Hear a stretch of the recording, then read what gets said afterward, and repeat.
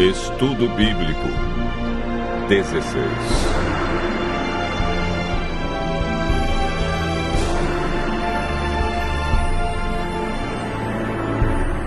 O mandamento esquecido.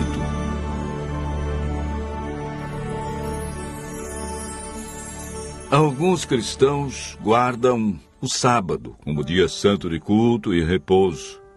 Outros guardam o domingo.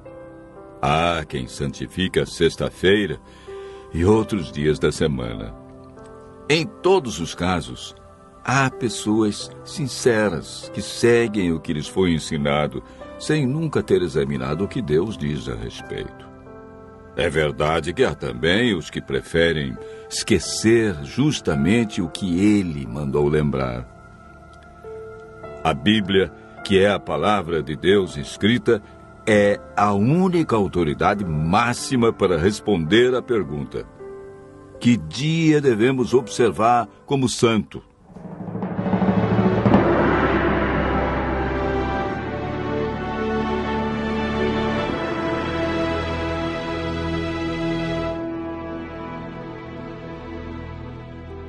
Deus criou o mundo em 6 dias, de 24 horas, e no 7º dia descansou.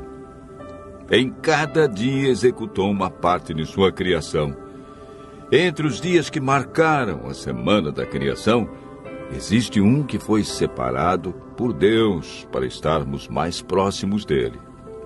Um dia para descanso e adoração. Um dia para servir as pessoas e receber bênçãos especiais. Marcos relata as palavras de Jesus.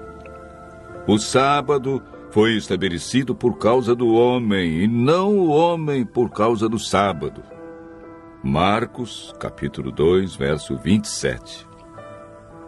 Esse texto diz claramente que o sábado foi feito por causa do homem.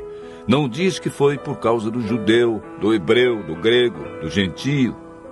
Diz homem no sentido genérico, para referir-se ao ser humano, homem e mulher. A Bíblia é clara em afirmar em Êxodo capítulo 20, verso 10, que o 7º dia é o sábado do Senhor teu Deus. Vejamos agora a origem do sábado na Bíblia e a sua observância na história bíblica. Gênesis capítulo 2, versos 1 a 3.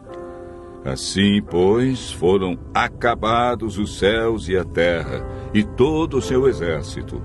E havendo Deus terminado no dia 7º a sua obra que fizera, descansou neste dia de toda a sua obra que tinha feito, e abençoou Deus o dia 7º, e o santificou, porque nele descansou de toda a obra que como Criador fizera. O sábado é o memorial da criação e foi instituído por Deus antes da entrada do pecado.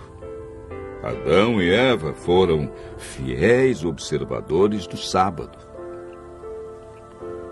Moisés viveu cerca de 1500 anos antes de Cristo e ensinava a observância do sábado nos seus dias. Mesmo antes de receber os 10 mandamentos no Monte Sinai, ele sabia que Deus reservara um mandamento sobre a guarda do sábado. Em Êxodo capítulo 16, verso 23, lemos: E isto é o que disse o Senhor: amanhã é repouso, o santo sábado do Senhor. E quando alguns desobedeceram, foram repreendidos por Deus com as seguintes palavras: Até quando recusareis guardar os meus mandamentos? Êxodo, capítulo 16, verso 28. O profeta Isaías, que viveu cerca de 700 anos antes de Cristo, afirmou e declarou sobre o dia de adoração: Se desviares o pé de profanar o sábado e de cuidar dos teus próprios interesses no meu santo dia, se chamares ao sábado deleitoso e santo dia do Senhor, digno de honra, e o honrares, não seguindo os teus caminhos, não pretendendo fazer a tua própria vontade, nem falando palavras vãs. Portanto, o profeta Isaías ensinou a validade do quarto mandamento. Isaías, capítulo 58, verso 13. Através do profeta Jeremias, Deus confirmou em seus dias a validade do sábado. Se deveras me ouvirdes, diz o Senhor, não introduzindo cargas pelas portas desta cidade no dia de sábado, e santificardes o dia de sábado, não fazendo nele obra alguma. Jeremias, capítulo 17, verso 24.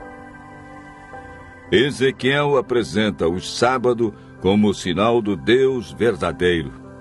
Também lhes dei os meus sábados para servirem de sinal entre mim e eles, para que soubessem que eu sou o Senhor que os santifica. Santificai os meus sábados, pois servirão de sinal entre mim e vós, para que saibais que eu sou o Senhor, vosso Deus. Ezequiel 20, versos 12 e 20. Por todo o Antigo Testamento, podemos observar a insistência dos profetas quanto à fidelidade ao quarto mandamento. Mas o que ensina o Novo Testamento quanto à observância do sábado? Lucas afirma que Jesus, indo para Nazaré, entrou num sábado na sinagoga, segundo seu costume, e levantou-se para ler. Ele também registra a experiência das mulheres que seguiam a Jesus. Era o dia da preparação e começava o sábado.